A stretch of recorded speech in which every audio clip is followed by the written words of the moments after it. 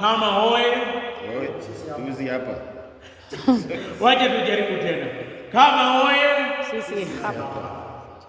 Alafu baada ya kusema sisi hapa mnafanya nini? Tunasonga mbele. Kama hoye. Sisi hapa tunasonga mbele. Haya, wacha turudie. Kama hoye. Sisi hapa tunasonga mbele.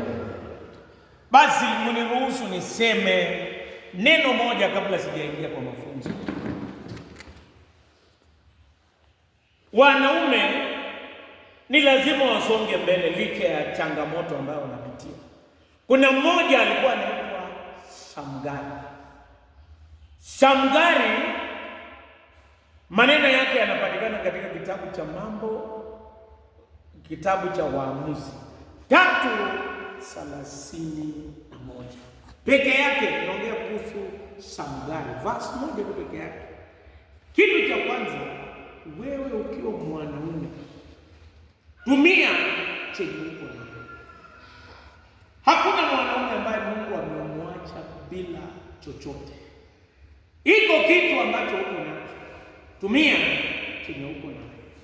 Usingojee kingine chenye Mungu amekupa utumie. Huyu alikuwa na hozi la ng'ombe, maadui wakaja, lakini kama mwanaume yeye alifaulu kwa sababu kitu cha kwanza yeye alitumia chenye alikuwa nayo. Wafilisti walikuja 600, naye alikuwa peke yake. Hakuwa amewahi kuenda vita. Yeye alikuwa mkulima, alikuwa anajua tu hozi la ng'ombe. Yeye alitumia chenye ako nayo. Hata sisi kwa boma zetu, kwa kanisa, God uses what we have. What do you have? Tuko na experience. Tuko na rasilimali ambayo Mungu ametupa. Tuko na jamii, tuko na watoto. Mungu anasema tumia chenye uko nayo. Mungu hahitaji chenye hamna, anahitaji chenye uko nayo. Ndiposa Musa akasema, mimi niko na fimbo mkononi. Whatever you have, the experience, the knowledge, the wisdom, use it. Kitu cha pili, simama na utekeleze majukumu yako. Wafilisti walikuwa wamevamia wana wa Israeli. Yeye hakusema wacha tungojee tutafute mwingine. Simama, tekeleza majukumu yako. Kama wewe ni mwanaume, usipofanya majukumu yako, kitu cha kwanza hakuna mtu atakuuliza. Kitu cha pili, wewe mwenyewe utajua sijafanya. Hata kama hakuna mtu atakwambia utachukua, sijafanya.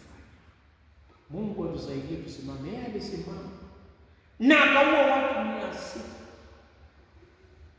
kwa hozi la ng'ombe. Kitu cha tatu, usidharau vitu vidogo ambavyo Mungu anatumia. Alitumia hozi la ng'ombe na akaangamiza jeshi kubwa. Ile kipawa ambayo uko nayo. Kuna mtu anaitwa Sanders alitaka kujiua kwa sababu alikuwa amekuwa divorced at 70, ameretire kazi, pension imeisha, amekuwa divorced, akajiona ni bure. Lakini akakumbuka ana kipawa moja ya kujua kupika. Na yeye na akaomba vitu vichache na akaanza kupika. Na hapo ndio mwanzo wa KFC. Mpaka leo inasimama kwa sababu alitumia chenye hapo naye, hata kama ni kidogo, ujuzi wa kupika. Na mpaka leo hiyo hoteli iko mpaka Kenya. Wengine wameniambia wamewahi kula KFC. Mimi sikulangi kuku, so sijawahi kuona. Lakini nilizojua mzee mmoja kwa miaka 70 alitumia ujuzi wa kupika. Kama ingekuwa mzee kutoka huko North angesema, mama, mwanaume gani atapika? Lakini yeye alitumia ujuzi wa kupika na akawa shujaa. Jambo la mwisho, yeye aliacha alama. Aliua Wafilisti 600. Sisi tunapojiunga na kama nataka nataka tujifunze mambo machache. Jambo la kwanza, Mungu amekupa kitu. Kenye amekupa, tumia nafasi. Ametupa talanta, ametupa rasilimali, tumia. Kitu cha pili ambacho ninaongea juu yake ni kwamba wewe simama na ufanye. Wakati mwingi kanisa tumekuwa na changamoto kwa sababu wazee wachache na wenye wako hawasimami na kufanya kitu. Stand and do something. Kitu cha tatu, never despise the little that you have. Mungu akitumia itakuwa kubwa na itakuwa zaidi. Na hata wengine wanaweza sema kama kwa nini tukaribishwe kwa umri hii? Even the last time, even at this time, God can use you to do extraordinary things. Mnajua Musa aliitwa akiwa na miaka ngapi? 80 years. Hata yeye alikuwa amegive up, lakini Mungu akamwambia this is the time. So hatujachelewa. Na jambo la mwisho, kila mtu aache alama. And it is my prayer kila mtu ataacha alama. Wanachama kama moto wetu unapatikana katika kitabu cha Yoshua 24 and verse 14. Inasema mimi na nyumba yangu nitamtumikia Bwana. Hadi 15, mimi na nyumba yangu nitamtumikia Bwana. Inaonekana wito wa kumtumikia Bwana inakujia kila mtu kibinafsi. Mimi naanza na mimi. Kubali kuitwa na Mungu kibinafsi. Wito wake ni kibinafsi. Hata tunaokolewa kibinafsi. Mungu anatuita kwa majina as individuals. Ndio ukienda kukaribishwa kwa chama, unakaribishwa kwa majina yako. They mention your name. Kitu cha pili, sio wewe tu peke yake. Wewe pia umeitwa kuwa kiongozi. Umeitwa kibinafsi. Umeitwa pia kama kiongozi. Wewe ni kiongozi wa nyumba. Na hata mzee akikataa ama akubali, yeye ni kiongozi. Yuko mzee mmoja, mguu wake mmoja ulikuwa mfupi. Kila wakati akitembea alikuwa anatembea hivi. Sasa kijana yake mdogo, ingawa mguu wake, mzee alipata ajali, ingawa kijana mguu yake ilikuwa timamu, lakini hata yeye akaanza kutembea hivi. Huyo mzee alipoona kijana akakasirika sana, akaweka chini na akampiga viboko. Wewe kijana, tembea vizuri.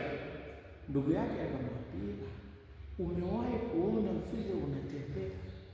Huyu kijana amefuata. Nataka kusema watoto watasahau maneno, lakini wakati mwingine hawatasahau tabia. Ndio kwa sababu tumeitwa kibinafsi, tumeitwa kama viongozi wa familia.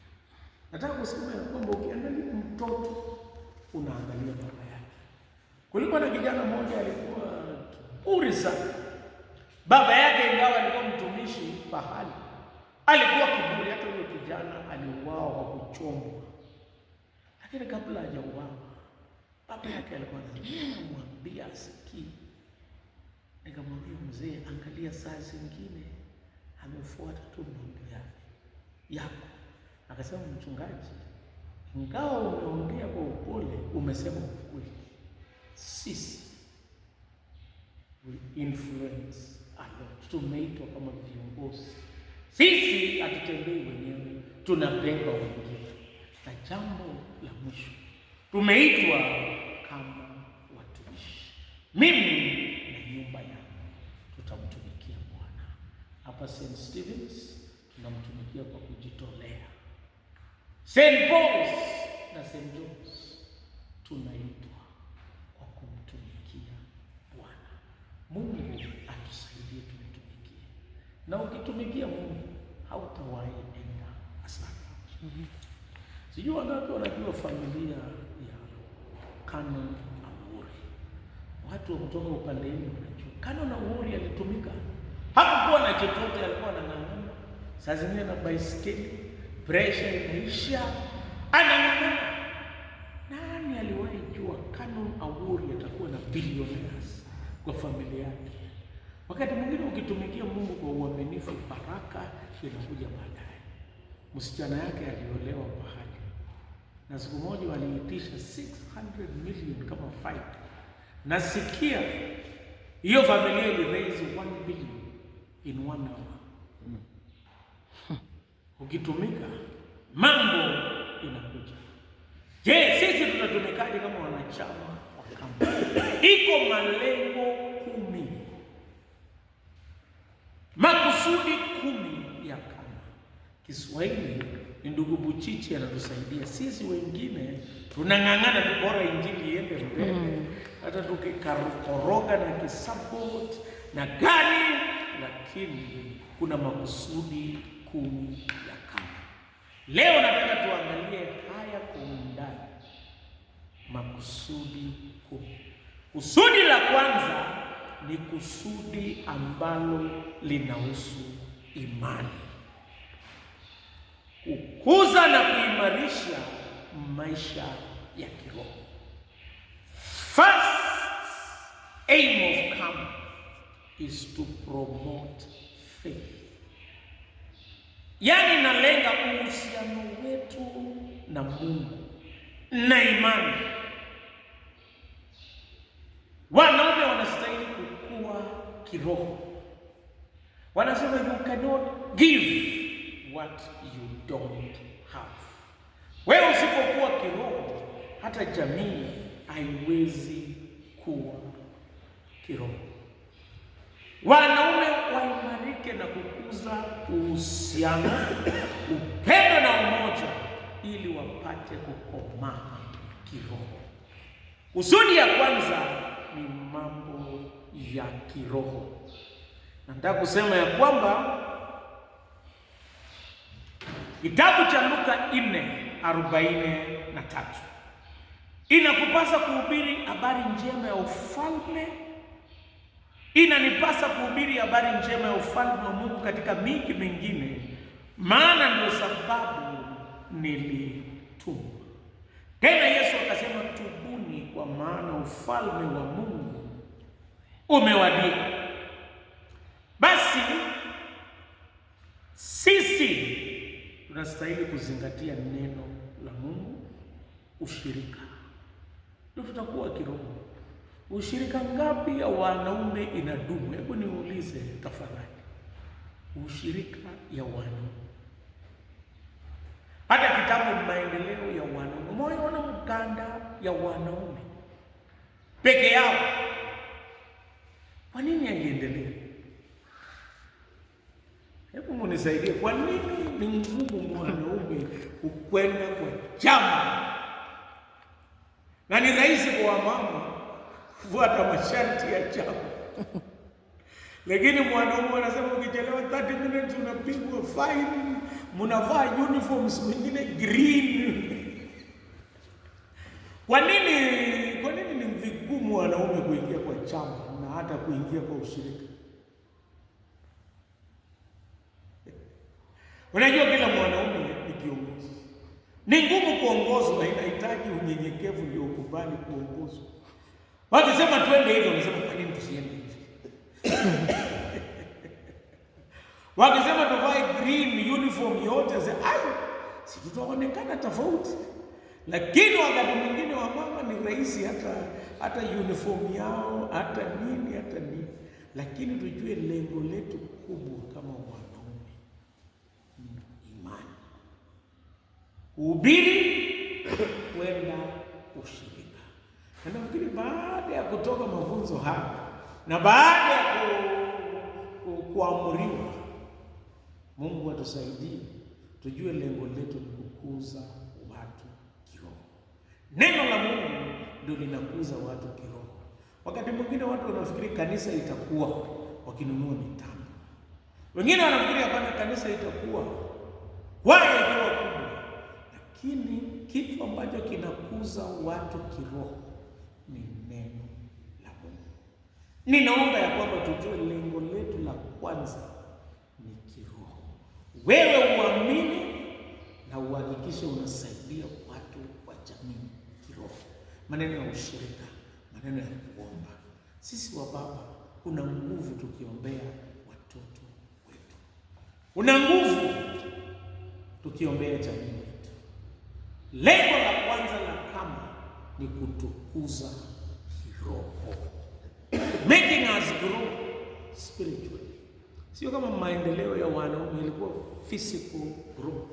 Wengine walitengeneza portion, wengine wakafanya nini, lakini nguvu ya kiroho ikakuja. Sijui chama gani ya maendeleo ya wanawake mpaka leo inasimama. Ni kwa sababu wanasema kiroho ni ya kwanza. Biblia inasema tafuteni ufalme wa Mungu na haki yake, na vitu hivi vingine vyote mtazidishiwa. Kwa hivyo kutokea leo mkirudi nyumbani, jua nyinyi ni viongozi wa kiroho wa nyumbani. Hata kama mama ni msaidizi, wewe ni kiongozi. Ushirika wa jioni, maombi, ulete watu pamoja. Hiyo ni lengo na kusudi la kwanza la kama. Na Mungu atusaidie tuweke kusudi hili. Sisi ingawa tunakuwa, ukisoma Luka 2:52, Yesu alikuwa kwa kimo, that is physical.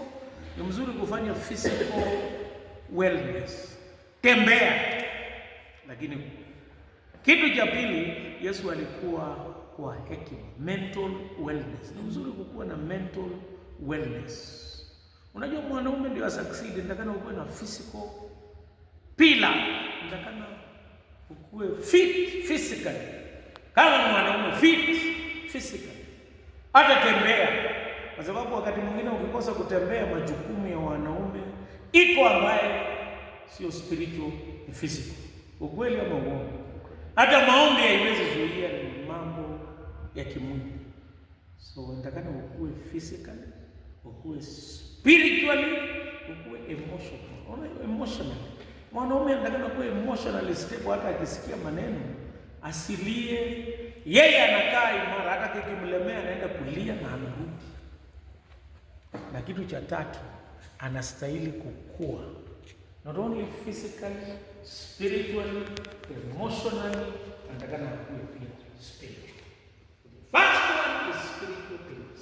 Na ndio physical is very very important. Walk, kama hujatembea mwanaume vizuri, walk, tembea, walk physically. Eat healthy diet. Hata mawazo yako, think of positive things. Wazee wengi wanapoteza network kwa sababu mentally mawazo mbaya, changamoto nyingi, unavunjika moyo. You are the last pillar of the family. Faith is very important. Kusudi la pili, ndoa na familia ya mwanaume Mkristo. Kusudi la ndoa ni kwamba waridhishane kimwili na hatimaye kwa neema wapate watoto. Sio lazima kupata watoto, ni neema, lakini waridhishane kimwili. Ndoa ni very very very critical. Na hata kwa jamii ya Kiafrika, mwanaume ikifika baada ya kuoa, watu wanaanza kukushuku, hata kama hauna chochote, hata kama wewe hauna shida yoyote, lakini kabla hujaoa kwa Kiafrika, haona hii mtu hapo. So hata watu wanaweza kaa wajiulize, na huyu mtu uko shida gani? Hebu ulize yeye anatoka wapi, kwao ni watu wataanza lakini kuna jukumu ya ndoa ya kuhitimisha mahitaji ya wapendwa wetu na pia kulea. Sijui kama mmoja sikia mtu amefanywa harambee kulisha bibi yake. Nani mmoja na kama mtu anayehudhuria harambee ya kulisha bibi ya mtu ako na nia gani? Hata ni mzuri ya kulea mke wako na kulisha, provide, protect, love, show leadership, na hata kuprovide kwa watoto.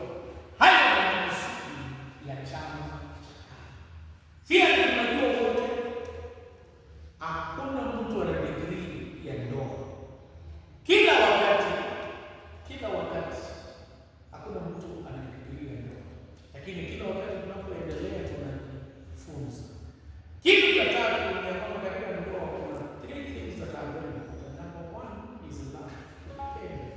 Upendo is very, very important. Biblia inasema love covers a multitude of problems. Nataka niulize wanaume, kati ya mzee na mama, nani ana maneno mengi kwa familia? Nani anaongeaga sana? Mama. Ni mama ama mzee? Mzee. Ni mama. Kati ya hii maneno kuna ile ambayo inaweza kukukwaza ama yote tu ni straight. Yenye inakwaza na yenye inabariki gani mingi? Inakwaza.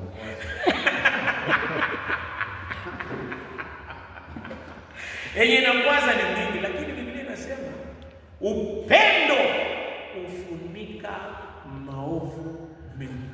Wale watu ambao wanakaa na wake wao ni kwa sababu wanawapenda. Sio ni kwa sababu wangesikia chochote. Kama wangekuwa wamesikia na kufunga virago wote walikuwa wameenda. Lakini kwa sababu mmequalify kama mko hapa, nyinyi mna upendo. Tujipigie makofi. Na kama ulifikiri ni wewe peke yako umevumilia, ni nyinyi wote, kila mtu anapata degree. Hata mchungaji. Ndiye mwenyewe. Kila mtu, tunasema kila mtu mwenye hapa umevumilia. Na Biblia inasema upendo ufunika mabaya maovu yote. It covers a multitude of. Ukiangalia mzee aongei saa zingine sini, upendo unazuia, hakuna kitu anafanya. Na Afrika ni watu wabaya sana. Mzee atakani kulia na atakani kucheka. Ukilia hata siku moja tulienda kwa kazi ya mzee mwingine na bibi yake, mzee akaanza kulia, bibi yake akasema, "Hata wewe mwanaume unalia."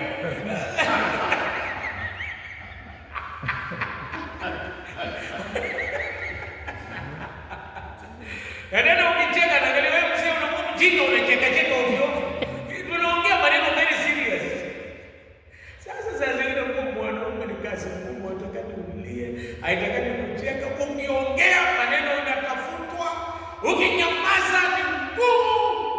Lakini lengo la kama ni kulinda ndoa na familia ya mwanaume wa Kristo. Ni kulea watoto katika njia nzuri. Uwe mume wa kupeana suluhisho kwa changamoto. Kuna changamoto mingi. Na hata suluhisho nyingine unapeana kwa kwenye mazi. Ukweli ama uongo? Ukweli ama uongo? Iko suluhisho nyingine hakuna. Nitasema kesho ikifika hiyo maneno imekitatua. Unapeana security. Nataka niwaambie amani security. Hata kama umetetemeka, siku moja wawezi walikuja kijijini wakapiga risasi. Watu wote wakapiga nduru. Naambia msipige nduru. Nasema wewe uone iko risasi na kupiga nduru ndio sasa unaita. Ndio unaita tupigwe risasi hapo. So mwanaume ndio ukae. Nilipoenda passport kimenini mama mmoja akasema mzee, wezi walipogonga mzee akaingia chini ya kitanda. Nasema mama akifaulu kuingia waambie mzee. Mzee gani mjinga kama huyu? Wale wanaopeana security. Hata kama wewe ni muoga unang'ang'ana. Unasema Bwana Yesu atakuja. Hata kama unatetemeka utakani kuonesha mwanaume ni security. Pia heshimu mke wako. Ukikuta watu wanaongea vibaya juu yake, hata kama yeye ana makosa, never ever comment. Utamwambia baadaye. Wewe elekeza na kuelewa. Wewe ni kichwa cha mkeo na kidhi mahitaji. Katika ndoa tunastahili kupunguza tamaa ya macho, pesa, vikundi vya watu wabaya na sehemu ambazo zinaleta changamoto. Ukiwa mwanachama wa kama uwe mwanaume mcha Mungu, uwe tayari kuombea na kubariki familia, hata ongelesha watoto maneno mazuri. saa zingine ukikasirika ndio unasema mzee, saa zingine afadhali mnyamaze. Maneno ya mwanaume, mama anasamehe hata akisema nini. Anasamehe. Lakini kwenye mzee anasema hautasamehe. Watakumbuka. Ndiposa nasema tafadhali. Maneno ambayo tunasema saa zingine hata kama tunakasirika, afadhali unyamaze, kunywa maji, utasema kesho. Sababu maneno yako, maneno tu inaweza haribu maneno.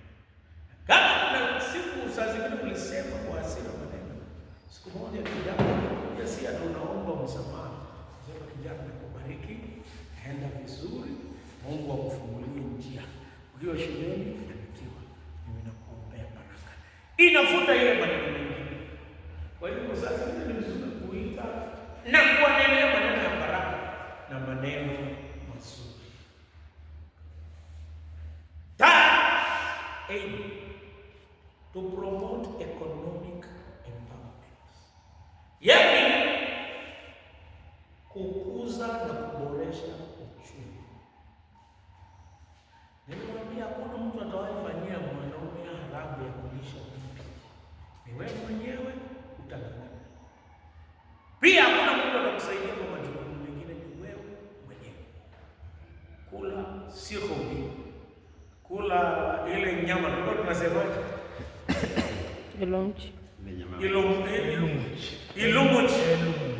Ilumuchi. Kula hiyo nyama, kula matawi, lakini majukumu yako ni yako, ng'ang'ana na hakuna mtu atakusaidia. Na usipoyafanya wakati mwingine, wengine wanaweza kukusema, lakini mama mwenye hekima hawezi sema. Lakini wa siku hizi wanakosa hekima, wanaweza sema. Lakini zaidi ya mambo hayo yote, kuna wengine wako hatari kwa mambo mengine, lakini economic empowerment kafu. Ukisoma kitabu cha Kutoka inasema mwanaume anastahili kufanyia mama vitu vitatu. Jambo la kwanza, anastahili kuprovide, kumpa chakula. Namba 2, mavazi. Na namba 3, tendo la ndoa. Ndio kwa sababu bibi mbili haiwezekani, ni ngumu. Utapata mwingine anaweza mavazi na chakula, anashindwa na hii ya tatu. Na utapata mwingine anaweza hii ya tatu, lakini chakula na mavazi hawezi.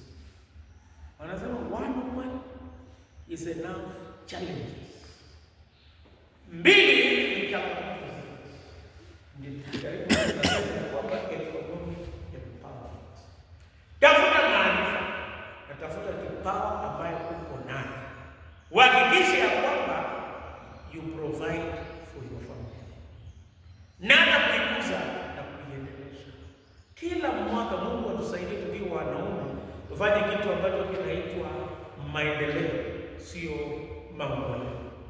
Kuna wanaume kwa sababu ya pombe, tamaa ya macho ambayo wanasema, tamaa ya mwili, tamaa ya fedha, hata tamaa ya pombe na vitu vingine, wamefanya maondoleo. Kuna watu waliajiwa eka 20 na baba yao. Leo hapo na msukuma wanaume ambao si wanachama. Self-reliant inatakikana kuhakikisha kwamba unaendelea. Musa alipojenga sanduku la agano, alitumia the most precious things, silver, gold na mawe ya silver, gold and diamond, mawe ya dhahabu. Na hiyo ililetwe na watumishi. Pia kusisahau ya kwamba kulipokuwa na njaa kwa kanisa la Yerusalemu, ilibidi watu wajitolee kusapota. Na hata familia ukiwa mwanaume, wengi wanatarajia kutoka. Na sijui kama mnajua vile Mungu alituumba mwanaume, hakuna kitu cha kupokea kwa Mungu. Sisi ni kupeana. Ukweli ama uongo? Ndio sisi tunapeana. Wao vile walikuwa wao kupokea na kuiweka na kuizidisha na kuifanya istawi na kunawiri. Mama anaweza kukea, lakini mwanamume, siri ya mwanamume yeye huwa anapeana. na huwezi peana kama huna chochote. That's why you must be self-reliant. Ni lazima ukuwe economically empowered ndio utoe kanisani, hata utoe kwa jamii na hata kwa community. Nataka kusema mambo yakitokea,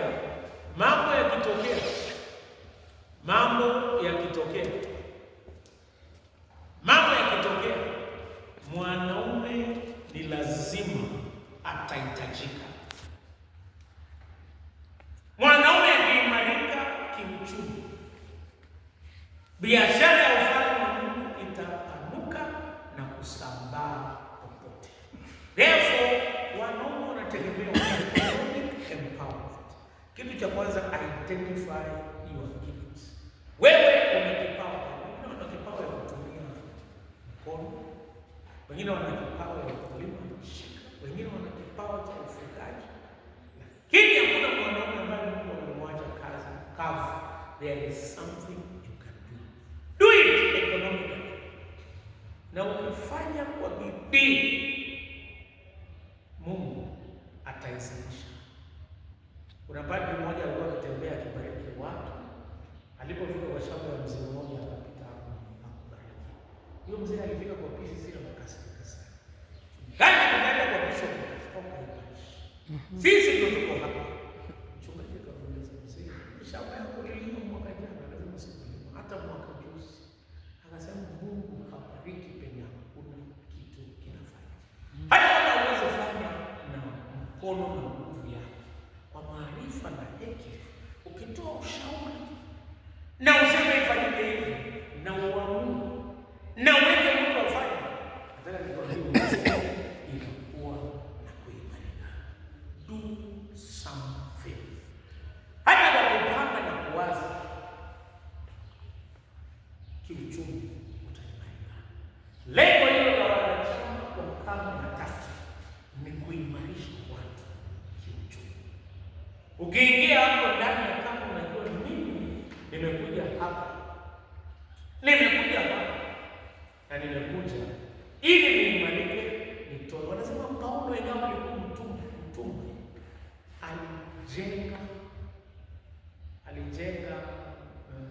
alikuwa anajenga mahema, he was a tent maker, na akapata fedha. Mwanaume ile wanasema siku hizi pesa mfukoni, economic empowerment. Achana na ile kupanda mbegu.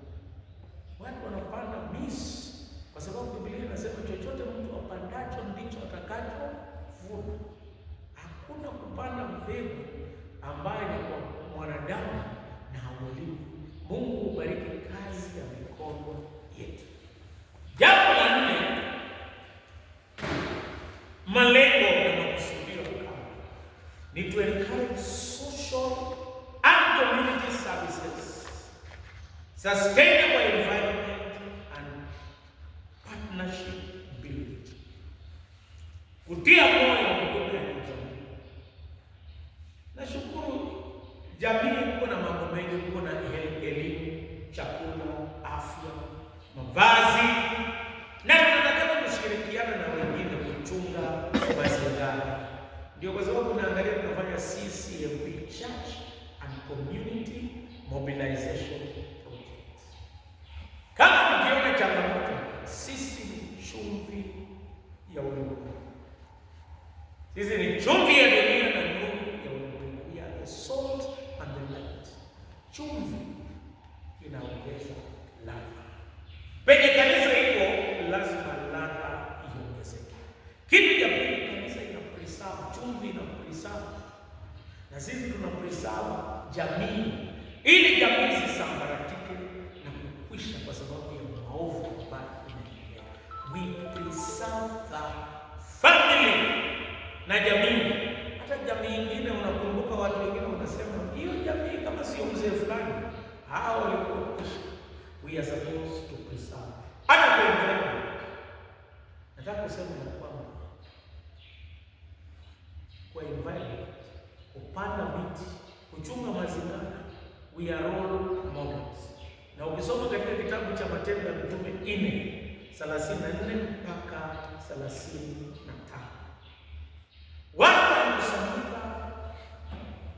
pamoja na wagawa chenye wako naye na kusaidia wale ambao hawajiwezi hata wakanisa. Ni initiative ya wazee. Hakikisha kwamba unasaidia. Kitu kingine tunastahili kujali mayatima na wajane. Hata saa zingine mara moja kwa mwaka wakati wa kama tunaweza sema tunataka kuchanga fedha kwa ajili ya kijana yatima, kwa ajili ya kwenda masomo yake. Mazingira. Unaona hata hii kitu inaitwa global warming. Mvua inanyesha, hatujui itakuja lini. Kumekuwa na changamoto mingi, ni kwa sababu ya mazingira.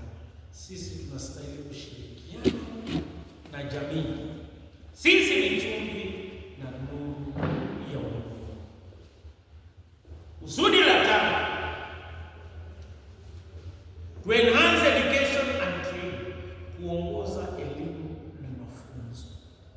Tena niwaambie, katika kitabu cha Timotheo 2:2, Paulo anaambia Petro, na maneno ambayo umefunza, maneno ambayo nilikufunza, tafuta watu waaminifu ili wafunze wengine. Sisi we are supposed to be role models, kufunza kwa maneno na kwa matendo. Nataka kusema ya kwamba katika Deuteronomy 6 inastahili tufunze wengine kwa maneno na matendo yetu. Nilisema hapo mbeleni ya kwamba tukikosa kufunza wengine, hakuna mtu ambaye atawafunza. Sisi kama wanachama wa kama holiday imeisha. Sijui kama tumewaita vijana kufunza. Wasichana wanafunzwa sasa. Ni tunatakana kujua mafunzo. Teaching ni lengo letu.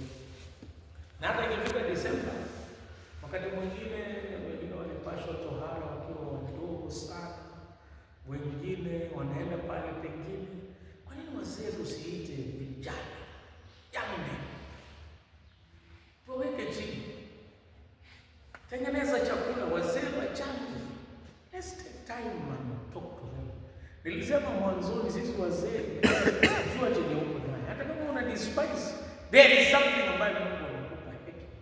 Ongelesha wao vijana. Sasa vijana wanapambana na maneno ya relationship. Siku hizi mmoja akikataliwa, vijana wamekataa kuoa. Kwa sababu akikataliwa na mmoja anafikiri hiyo ndio mwisho wa maisha. Lakini mzee akimpigia story, mimi nilikataliwa na 20, lakini nikaoa. Kumbe hii maneno watu wanapitia. Siku hizi vijana hawana mentors. Sisi kama wanachama wa kama, sisi tunastahili kuendesha. So let's mentor. Let's take that initiative. Hauhitaji kuendesha sisi. Hauhitaji nini? Hata kusema mimi naita vijana fellowship kwao. Nani anakataza? Ndio anakataza kupata. Mzee Kuchiki ukisema mimi vijana hii holiday naona vijana. Nani lazima ukiongelesha wako peke yako inakuwa ngumu. Lakini ukiwaita wenyewe na wazee wengine wawili, basi unaeneza elimu. Lakini zaidi elimu tunaeneza kwa matendo yetu. Na wakati mwingine ukiangalia vizuri vitu watoto wana behave, ukifuata tu vizuri, unajiona unasema hii mbona ni nini kabisa. Nilishangaa siku moja, mimi mwenyewe sikuwa napenda kula nyanya zamani. Nyanya imepikwa kwa chakula nilikuwa nasongesha kando. Mpaka leo naona mtoto mmoja anasongesha kando. Angalia. Hii maneno ni ya nani? Yako. Hata kama nilijifanya, lakini aliona. Nataka kusema ndio ukifuatilia mtoto kabisa uchunguze, unaona hii maneno ni kama yangu. So we mentor. Kueneza elimu na mafunzo. Mienendo na tabia ambazo tunastahili kufunza ni kuwa prayerful. Muombezi. Tuwe waombezi. Kitu cha pili tuwe mwelekezi. Let us be role models. Mentors. Tunafunza watu ukakamavu, kujitolea, ukakamavu.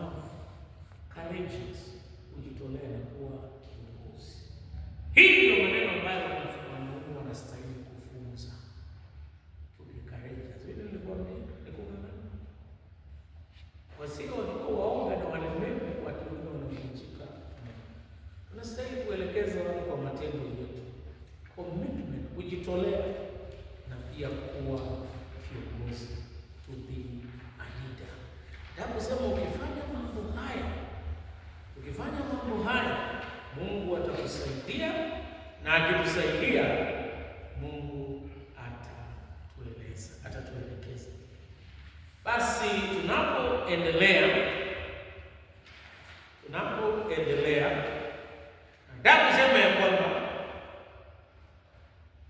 pia tuko na malengo ya evangelism, kufikia wengine.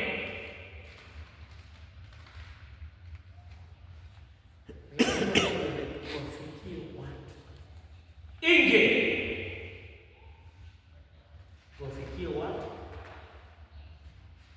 kwa neno la Mungu, kuwafikia watu. Wacha tuwafikie, na tukiwafikia ni kwa neno la Mungu na kuwatia moyo na kuwasaidia na kuelekeza. So nataka kusema ya kwamba sisi kama wanaume, kitu ambacho kingine tunastahili kufanya ni ushirika. Malengo ya kama sio tu uinjilisti na misheni, pia inaonekana kwa kanisa.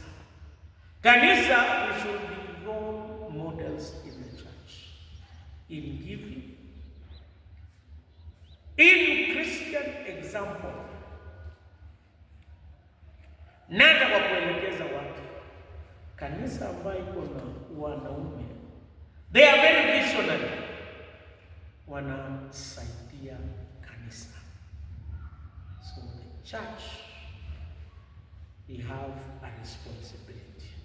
Tuna majukumu hapa kanisani. Ingine ambacho tulikuwa tumetaja mbeleni ni fellowship, kuhimiza fellowship ya kama, kuhudhuria symposiums, rallies, na kupata ideas from other places. Na kusema kuna watu wengine hawajawahi safiri na wanabakianga ilivyokuwa mwanzo, ilivyo sasa na hata milele. Hajawahi na symposium ya kikona. Unajua kuna washiriki wetu wengine mambo yao ni kuishanga local church, hata saa zingine hajui mchungaji. Yeye anajua kulinda maneno ya kijiji yake, kanisa yake inaishianga. Wengine mambo yao yanaishianga pale. Wengine mambo yao yanaishianga dinner. Wengine mambo yao yanaishianga achikikona. Wengine wanasoma mpaka diocese. Na hata wengine wanasoma mpaka wanaenda province. Hata kama hawezi fika kwa kuchaguliwa, lakini anafika kwa somo na kujua. Fellowship is very, very important. Kitu kingine ni ya kwamba lengo lingine ni leadership, is to promote leadership. Inatakana to identify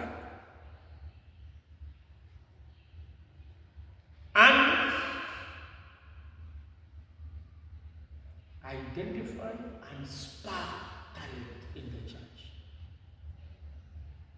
Kuna kanisa moja, baada ya kiongozi mmoja, alikuwa mtu alikuwa anaongoza hiyo kanisa, baada ya kuondoka kwenda retire kwao, hiyo kanisa ikafungwa kwa sababu yeye alikuwa anasimamia kila kitu.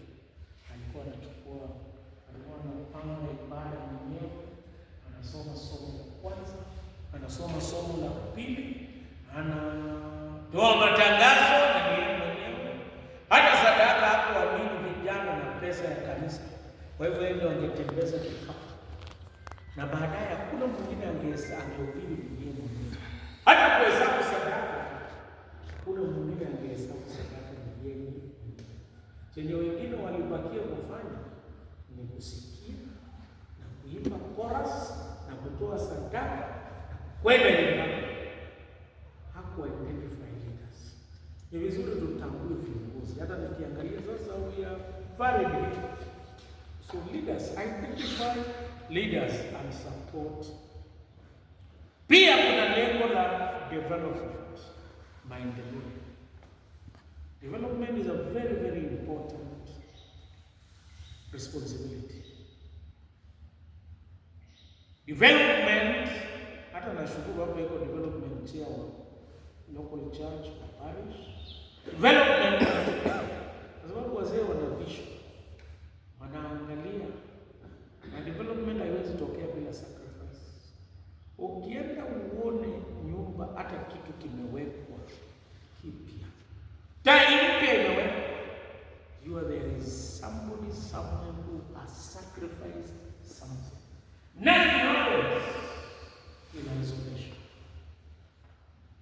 hakuna kitu kinatokea tu kavu, ni lazima kuna mtu amenyanyuliwa.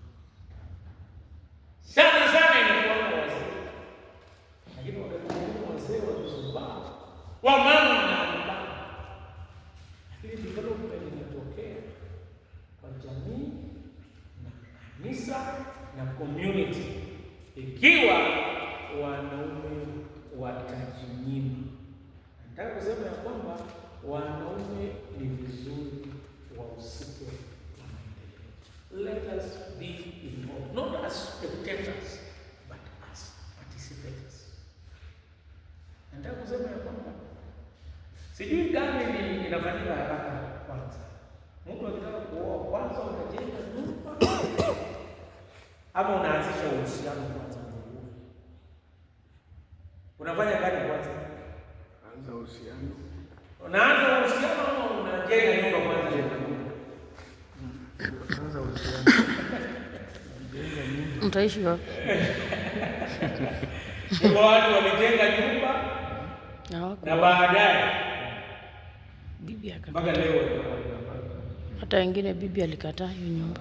na hata kuna wengine wameenda na uhusiano na nyumba nakaa kwa majirani mpaka wanafukuza yeye, na mwishowe bibi anasema kumbe au kuanga na nyumba hata wake sana. Nataka kusema vitu vyote viwili ni maana. Kuanzisha uhusiano na kujenga nyumba. Hata kwa kanisa la Kianglikana hivyo vitu viwili vinaendana sana.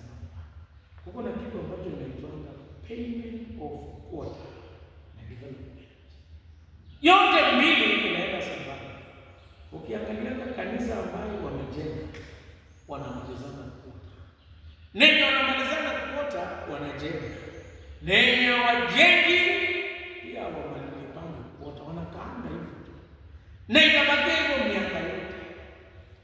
Nataka kusema ya kwamba ukifanya hivyo vyote, uhusiano na kujenga nyumba, pesa ya kuota inaenda kuhubiri Injili,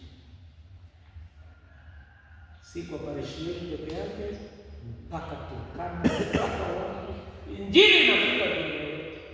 Na kujenga kanisa, kujenga nyumba na penye watu wanakaa wasikie neno. Maendeleo haya mawili ni ya maana kwa wanachama wa kama, na ni vizuri tuhusike. Kwa hivyo mwanachama wa kama ni lazima akuwe na bahasha fungu lazima pesa, na lazima atoe matoleo ya mafunzo, kwa sababu yeye lazima tulisema yeye ni mtu wa development, lazima analima, lazima anajibidiisha. Wakati wengine wanalima halali, hata wakati wa mavuno haangalii wengine, yeye anajiangalia kwanza. Nataka kusema ya kwamba yeye pia anakea, mwanaume anajali. Sijui kama wamama ndio wana huruma ama wanaume ndio wana huruma. Wakati ndio wanakuwa na huruma, wazee ama wamama? Kina mama wana huruma, lakini wazee wana empathy. Unajua kuongea Kiingereza mingi. Huruma ni kwaje? Sympathy. Empathy ni kujali. Wanaenda zaidi ya kumuonea huruma, wanajali. Wakati mwingine hata kama kimeumana kabisa, mwanaume atakikani kabisa kusema sasa mtoto yake ama jamii yake sasa imekwisha kabisa. Utangangana hata ukishtua, lakini unajua you have to care for all. And you have to care for all. Unajua sisi ni wababu wa wote. Kuna watoto wengine wako very sharp, kuna wengine wako very disciplined, kuna wengine hata they are overgenerous, hata zaidi ya uwezo. Kuna mwingine anataka kama kanuni akingiki kama mafuta mandazi yaliyo mafuta ya kutosha, lakini wote you have to care for all. Ukiwa baba is a very difficult job. You have to care for all. Now you must understand each and every one of them, that they are challenges, they are issues. You must understand. Hata mke wa wewe Sijui mambo yako unapeleka wapi. Kama uombi ndio unapata stress. Wala mambo mwingine changamoto ya kila mtu analetea baba huyu. Hata mtoto kama anajua baba yake ana pesa, ananiambia dadi nataka hii na hii na ile na ile. Hata saa zingine sisemi chochote kwanza. Alafu nikipata kitu ndio na anao unaendeleaje? Unasema sasa nafanya kitu. Nataka kusema kwamba hii watoto wetu sio sawa. We need to care for all of them. Na usisahau head saa zingine hata pia anahitaji sana care. Mtoto yule mkubwa kabisa. Wote wanahitaji sana care. Ndio saa zingine tunakosa kuwakea, unaona sasa maneno yanakuwa mengi. Kwa sababu ya care. Saa zingine wanahitaji kusikiliza. Unajua wanaume wanakoseana. Wanafikiri kila kitu ukiambiwa ni wanataka suluhisho. Wengine ndio kusikia tu peke yake. Nimeenda. Sasa unajua leo mtoto amelia sana. Waza naandika mail next week. Hataki uandike mail, nataka unielezee pole sana mama. Ulipitia nini? Lakini wewe unafikiri kila kitu ni kutoa suluhu. Na wewe ndaandika mail next week. Na mfanyakazi anasumbua sana. Huyo tutafuta tutaweka mwingine. Men are answer oriented, yani solution haraka. Hawataki maneno ambayo yanasumbua, lakini saa zingine hao si hapo wanakusumbua, hata kukusikiliza. Pole mama, leo nimeongelesha mzee wangu amesema kweli napitia ndani huko. Unaona wazee wazuri hao. Wengine wanafikiri kila kitu dawa ni pesa. Shika 300, shika 200 wewe nyamaza. Saa zingine they want just to be cared, to listen to talk to, hata watoto wetu. Sasa they just want to be listened. Unakaa chini, unaongea na wao, unapiga story, shule kwaje, unaendeleaje. Caring is a responsibility of God. Jambo la mwisho, we should be models of service. Sisi tunastahili kuwa kielelezo cha huduma. Nataka kusema wapendwa ya kwamba malengo haya kuu yalilenga imani, faith. First one was faith. The second one was family. The third one was evangelism, kufikia watu. Fourth one ilikuwa kanisa. Ya tano, fellowship. Leadership. Alafu development, maendeleo. Care. Alafu utumishi. Ukiwa na malengo haya, utakuwa mchana makama wazuri. Mungu wa amani awabariki wanachama wakati. Najua ya kwamba sisi kanisa letu ni kanisa la Kianglikana. Kanisa la Kianglikana tunaamini Biblia. Kitu cha pili, tunaamini ibada ambayo inaendeshwa kwa taratibu. Kuko na misimu mbalimbali. Tunaanza na kuja Advent, Christmas wakati huu. Tunaenda wakati wa udhihirisho. Tukitoka kwa udhihirisho, tunaenda wakati wa Jumatano ya Majivu. Tunaenda siku 40 ya kufunga, yani saumu Advent. Tunaenda wiki takatifu. Tuna Alhamisi ya kutawadha Mungu. Ijumaa njema, siku ile Yesu alisulubiwa, hata siku hiyo atupige makofi, atusherekee. Tunaimba tu kilima kando ya mji. Alikufa Bwana kuokoa wakosaji, akateswa sana. Baadaye tuko na siku ambaye iko na kitambaa nyeupe ya ufufuo. Yesu akafufuka. Baadaye Pentekoste, hiyo ni misimu, Roho akashuka. Alafu utatu. Sasa tuko msimu wa kawaida, green, kama unamaanisha growth, development, na pia inaashiria msimu wa kwanza, the first half ni maisha ya Kristo na Mungu. Hii ni binadamu. Ndio unaona sasa tunaandikwa kuhusu Yona. Wiki jana tulihubiriwa kuhusu Yona. Yona alitoa kwenda Ninawi na akaenda the opposite direction. Kesho mahubiri itakuwa kutoka tundu la samaki. Hiyo ndio mahubiri yako itakuwa kesho. From the belly of the fish. Na sasa zingine watu wengine hawatageuka mpaka Mungu awapeleke kwa tundu tumbo ya samaki. Umewahi kuona kwa tumbo ya ndovu? Have you imagined being in the belly of the elephant? Sasa zingine Mungu atakufanya tukiwa pale. So waangalia tuko na utaratibu. Pia sisi tuna uongozi wetu. Mtakana mjue kwamba sisi uongozi wetu unatokea kwa Bishop of Canterbury, lakini ni fellowship. Tunakuja kwa